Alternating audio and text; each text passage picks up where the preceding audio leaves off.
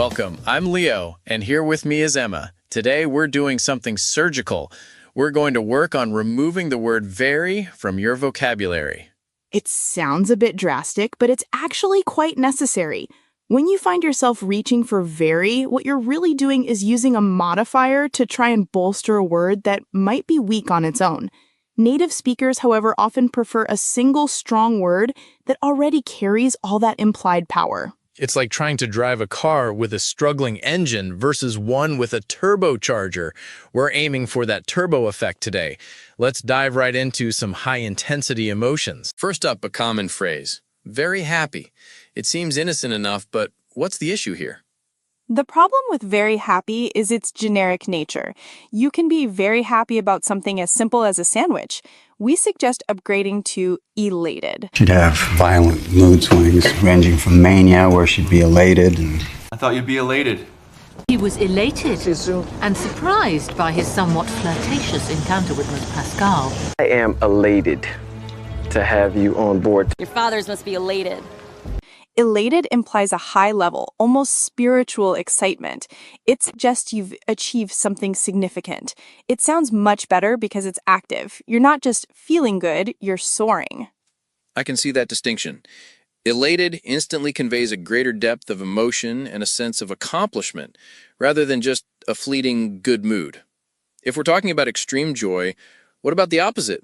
Very sad. How do we make that more impactful? For very sad, the upgrade is devastated. She was a very bright and capable young woman, and I am devastated by her death. Now I am devastated by the loss, yet forced. Look, she was devastated when I left her for you. She was devastated when Dad cheated on her. Yeah, and then she was devastated when he broke up with her last summer. He was devastated? He was devastated by what he did. The spokesman for the Oscar-nominated actress said she was devastated by the tragic event and added that naturally it cast a pall over the upcoming Academy Award ceremonies. I was devastated by his sudden death. Right after Stonehenge erupted, Mexico was devastated by a volcanic eruption in Yucatan. Very sad sounds like you're having a bad day, but devastated evokes a life-changing event. It creates empathy immediately. If you tell a friend you're devastated, they instinctively understand the gravity of your situation. It signals a much deeper emotional vocabulary than simply being very sad. So it's not just about expressing your own feelings, but also about effectively communicating that intensity to others and eliciting a stronger response from them. Next, very scared. That's another one that could use some punch. Absolutely. Replace very scared with petrified. I was petrified of those guys. They're all petrified of him. I'm petrified of him. I'm petrified of him. I was petrified of squirrels. I was scared for you before, and now I'm fucking petrified. I've always been petrified of putting myself out there or taking a risk. It turned out he was petrified of a big ceremony, so we did a sort of spur-of-the-moment thing. That man's so petrified of failure, he'll never bring himself to finish it. This works better because of the imagery it conjures. It comes from petrifaction, meaning to turn to stone. It perfectly describes that moment when fear physically freezes you. Very scared is abstract, but petrified is a visceral, physical sensation. That's a powerful image. It shifts from an internal state to a physical manifestation of fear, making it much more descriptive. And for something very funny, recommend hilarious. She was hilarious. Holy shit, this is so hilarious. Lady, that's hilarious. He was hilarious and passionate, and he seemed to know his place in the world. I'm joking because I'm hilarious and whimsical. She's hilarious, and not just for a kid. Funny can often be a polite, understated response. Hilarious, on the other hand, is a genuine reaction. When you use it, you're telling the other person, you truly amused me. It serves as an excellent social lubricant, showing authentic engagement. it implies a higher level of enjoyment rather than just a mild chuckle. That makes sense for connecting with people. Moving on to describing magnitude and scale, what about very big? For very big, use colossal. If I ever needed proof that I was a colossal asshole, this was it. But we have been the victim of a colossal fraud. I was kind of a colossal failure back in Ohio. One night in Louisville, 5 years ago, Gatsby found himself at Daisy's house by colossal accident.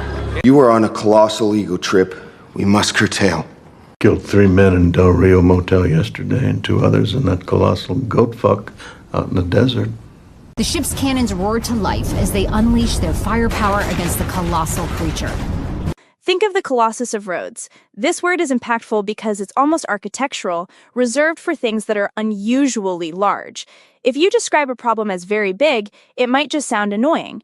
But if it's colossal, it transforms into a significant challenge worth discussing. So it elevates the subject, making it sound more monumental rather than just inconvenient. That adds a layer of respect to what you're describing. And on the flip side, for very small, we recommend minute. Well, I found minute trace elements of calcium sulfate hemihydrate on her hair follicles. Spelled M-I-N-U-T-E and pronounced minute. This word implies precision, not just size. Small is merely a dimension, but minute speaks to detail. In a business context, you don't look for small things, you scrutinize minute details. Using it makes you sound like a professional, detail-oriented analyst. That's a subtle but important distinction. It conveys a level of focus and attention that small simply doesn't capture. What about something very fast? Replace it with swift. Make it sweet and swift and strong. To wit, I will be giving your universe a swift and compassionate end. Sauron's wrath will be terrible, his retribution swift. Because justice, swift and firm, will help deter the South from ever conspiring again, as well as discouraging the North. This word is all about efficiency and intention. Fast can sometimes be messy or uncontrolled. Swift implies elegance and purpose. A swift response to an email sounds reliable and polished.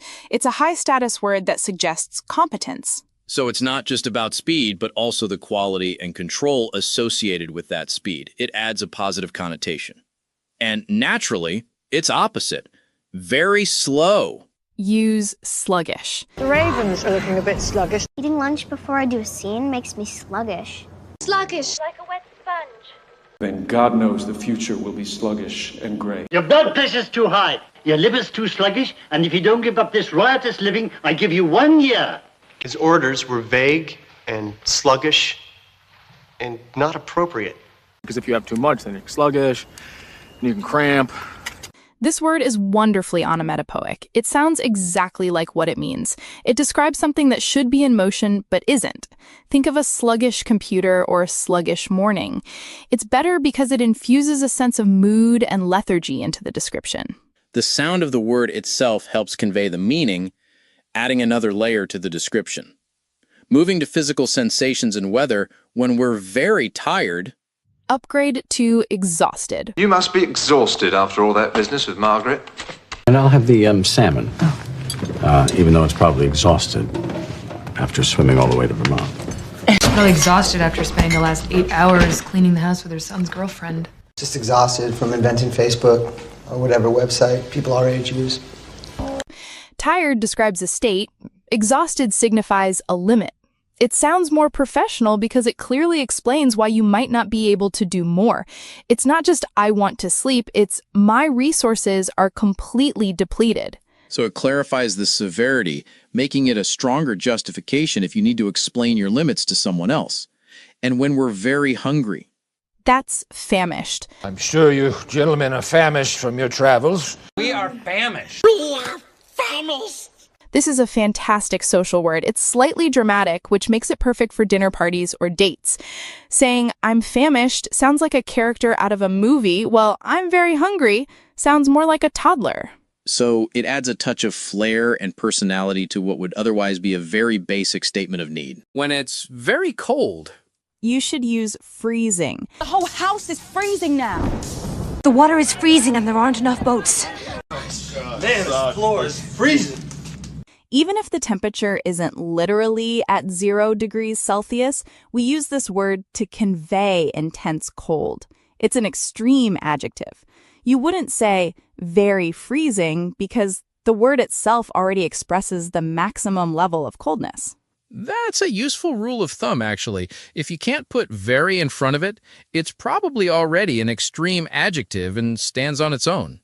And for very hot, the word is sweltering. Pop, it's sweltering in here. And that endless shoot in the sweltering heat, and that idiotic flowered dirndl dress they gave me to wear out. It was sweltering. Passed out, but the windows were rolled up, and the car was locked, and the kids were screaming, and it was sweltering. Sweating for hours on end in that sweltering kitchen while Mendel, genius though he is, looms over her like a hulking gorilla, yet... I am sweltering in all this heat. Yes, and come July, there'll be sweltering in Ming. This term captures more than just temperature. It describes the humidity, the oppressive weight of the air. It's sensory, telling the listener that the heat is almost suffocating. It creates a much stronger and more vivid atmosphere. it conjures an entire environment, not just a temperature reading, which is far more descriptive. Let's explore personal qualities and value. What about replacing very smart? For very smart, use astute. That's very astute of you, sir. Very astute of you, Colonel Hendry. John, you seem like an astute man. That is very astute of you. Smart is a general term for IQ, but astute implies cleverness in specific situations, like in business or politics. It sounds better because it suggests you possess vision and good judgment, not just a high test score. So astute speaks to applied intelligence and keen insight rather than just raw brain power. This next one might be tricky. What's a better alternative for very stupid? My personal favorite here is preposterous. My dear and trusted colleagues, I miss you deeply as I write from the confines of my regrettable and preposterous incarceration. Arthur, yes, your opinion. Less preposterous. This is preposterous. It's preposterous. Instead of directly insulting someone's intelligence, which can be confrontational, you're insulting the idea itself. Preposterous means, quote, contrary to reason, end quote. It's a sophisticated way to say that's total nonsense without making it personal. That's a smart strategy. It allows you to critique the substance without necessarily alienating the person, shifting the focus from individual to argument. How do we elevate very good person? Use virtuous. So I don't understand why he thinks my law is less virtuous than his. he was a virtuous man with an honorable history. It's gushing red, and you think saving a man no more virtuous than yourself will change anything? No less, perhaps even more virtuous than us. Good is often subjective. Virtuous implies that a person adheres to a code of honor, demonstrating high moral standards. It sounds more literary and respectful, truly elevating the individual you are describing. It speaks to character and principles, not just behavior, adding a deeper layer of meaning, and for a very bad situation. That would be dire. Life has become dire for us. If you say one more word, things will become dire. Sure that I could make it so, wife, but the situation has become dire. This word conveys a strong sense of urgency. A bad situation can often wait, but a dire situation demands immediate action. It's a powerful word for storytelling or for reporting an urgent problem to your boss. So it not only describes the situation, but also implies a call to action. It creates a much more compelling narrative. Finally, in this section, very interesting. I hear that one all the time, often when it might not be truly meant. Precisely. Interesting is often what people say when they're bored but trying to be polite. Replace it with captivating. Well, regardless of what country they are from, movies speak to all of us through their captivating images and their wonderful stories. Has quitted her husband's roof in company with a well-known and captivating Mr. Crawford. I know, you guys are speechless because it's so captivating. I'll admit, I thought Coleridge was much more captivating when I was a child. Captivating means it has truly captured your attention. It's a genuine compliment to the speaker, showing you're fully engaged. It avoids that polite ambiguity and makes your engagement clear and sincere. Let's turn to finance and workload. When something is very cheap. This is a crucial distinction. Use inexpensive. The Maryland Film Commission pledges to work with state and federal agencies to make your shoot here in Maryland as inexpensive and trouble-free as possible. It's inexpensive and uses things you already have around the house. Well, I want something irresistible, inexpensive, and pink. An inexpensive way of showing oneself a bad time. And it would be really inexpensive and awesome and... Cheap can imply low quality or tackiness. Inexpensive, however, simply states that the price is low. In a professional context, always use inexpensive to avoid disrespecting the product or service. That's a great point. It frames the affordability as a positive attribute without bringing in any negative connotations of quality. What about the opposite? Very expensive. Here, use exorbitant. Either the royal family pays us an exorbitant amount of money, or we make it seem that Prince Charles... I'm afraid I can't possibly afford your exorbitant prices. Simone Naked Cell Block J Hobby Room is probably a masterpiece worth a significant, even exorbitant sum of money. 2.5 sounds exorbitant. You waste an exorbitant amount of time. You know that? I offer the men exorbitant wages to do the work. On top of the exorbitant wages you pay him. We reserve this for prices that feel almost criminal. It's better because it expresses a strong opinion. It tells the listener, this isn't just a high price, it's an utterly unreasonable one. So it communicates an emotional reaction to the price, not just its numerical value. It's a statement of perceived injustice almost. And finally, a universally relatable one, very busy. The best idiom here is swamped. Yeah, I'm really swamped at the moment, reviewing a murder case. Besides, I'll be swamped at College Hills. Because we're swamped over here. I am swamped with Wholesome Foods, but I came in early to carve out an hour to work on something personal of my own. Oh, yeah, my fiance is swamped at work, so he won't be in till the evening. I've been swamped at work. Hey, listen, I'm really swamped at work here, and the only way to get through it is if I stay late. It's idiomatic and tells a story of being overwhelmed, like being submerged by water or work. It sounds more like a native speaker because it's a metaphor. Saying I'm swamped suggests you're deeply immersed in action, whereas I'm busy can sound like you're merely unavailable. It paints a more vivid picture of your workload, conveying the sheer volume rather than just a state of being occupied. This has been such an insightful discussion. I feel like my vocabulary just got a serious upgrade. The goal isn't to force these words, but to recognize the power they hold. Even if you pick just one new word like elated instead of very happy, you'll notice the difference in impact. It's about being more intentional with our language, understanding not just what a word means, but what it truly does. Exactly. So for anyone looking to sharpen their communication, consider sharing this episode with someone who appreciates precision in language.